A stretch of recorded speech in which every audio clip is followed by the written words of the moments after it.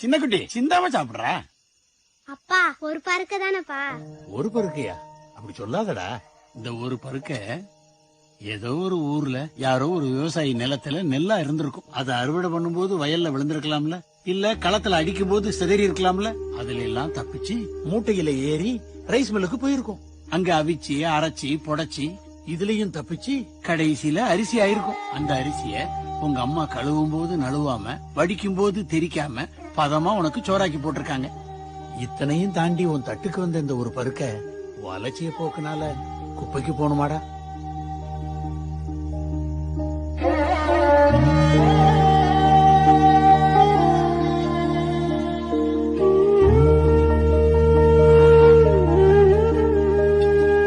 அப்பா ஒத்த அரிசிக்கு இவ்வளவு பேசுறியப்பா.